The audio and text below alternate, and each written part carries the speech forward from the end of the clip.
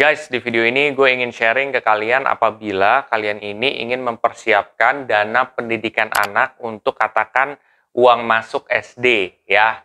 Nah, buat sobat investor semua yang mungkin penasaran seperti apa strateginya dan bagaimana money manajemennya, simak videonya setelah yang satu ini.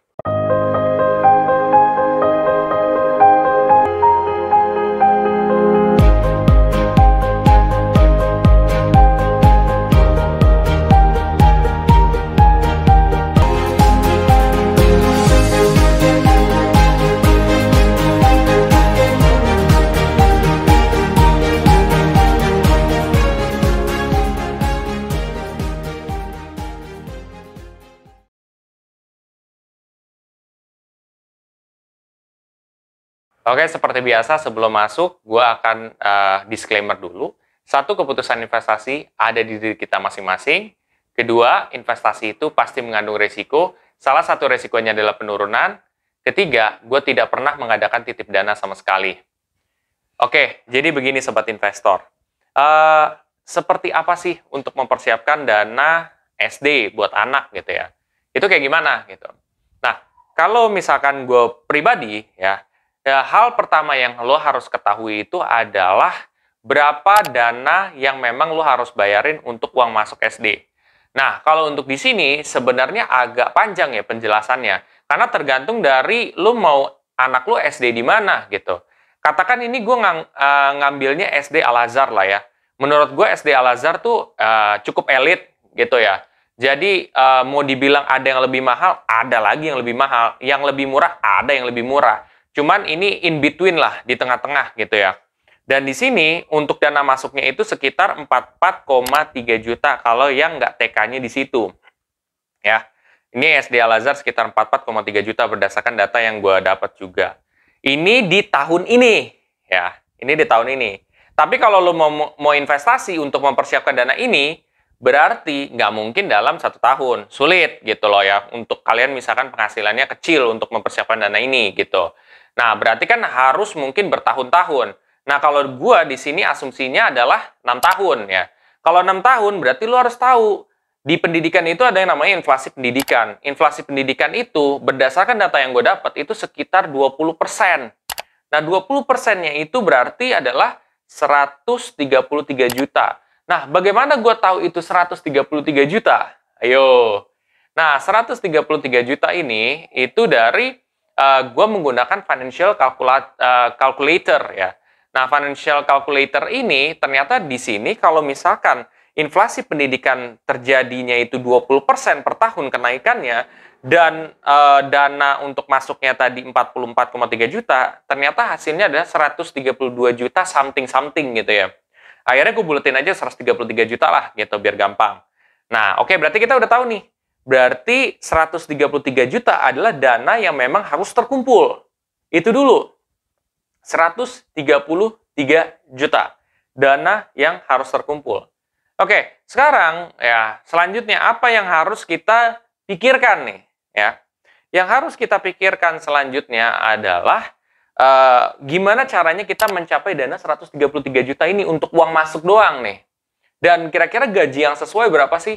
Nah, kalau gue menggunakan salah satu aplikasi yang memudahkan gue, yaitu aplikasi Bibit juga. Aplikasi Bibit ini adalah aplikasi investasi reksadana. Jadi di sini ada namanya fitur goal setting. Jadi di fitur goal setting, lo bisa ngeset kira-kira target budget lo berapa, ya target lo berapa. Misalkan 133 juta, lo mau capai dalam berapa tahun? Katakan di sini gue capainya dalam 6 tahun lah ya, gitu. Nah, kalau dari 6 tahun, anggaplah mungkin dari anak lo sebelum lahir atau baru lahir, lo udah mulai investasi untuk mengejar itu 6 tahun, itu berapa yang harus disisihin? Beserta komposisinya di reksadananya berapa nih? Pasar uang berapa, obligasi berapa, saham berapa?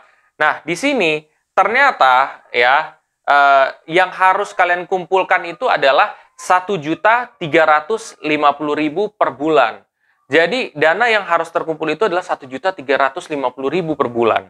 Wow, gitu ya. Itu juga termasuk lumayan loh. Untuk 6 tahun, lo harus kumpulin 1.350.000 per bulan. Seperti itu.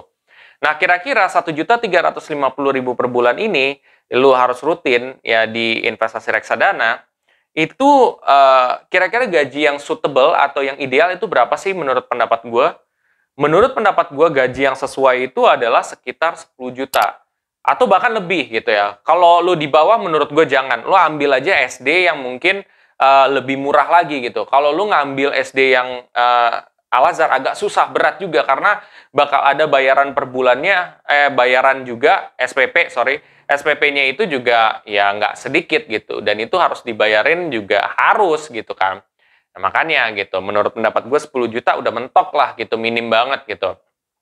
Nah, di sini komposisinya seperti apa, money managementnya seperti apa. Nah, money managementnya itu adalah, kalau kita lihat, di sini gue catat ya guys, karena gue juga takut salah gitu ya.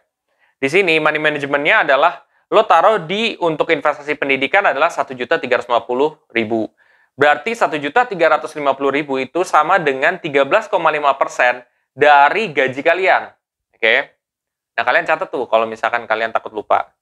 Terus juga dana kebutuhan itu sekitar 65%. Menurut pendapat gue, kebutuhan tetap harus lebih gede daripada apapun ya. Karena lu buat makan, sandang, pangan, papan, beserta utang itu kan juga harus lu pikirkan.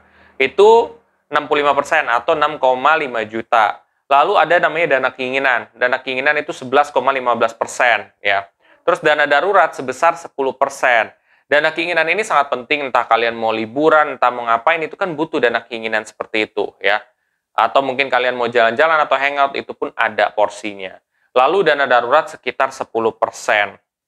Ya, jadi itu merupakan money management dari gue juga. Balik lagi, kalau kalian mau terima silakan, mau enggak juga nggak masalah. Cuman ini adalah strategi yang gue terapkan juga kalau seandainya memang budget gue segini gitu ya.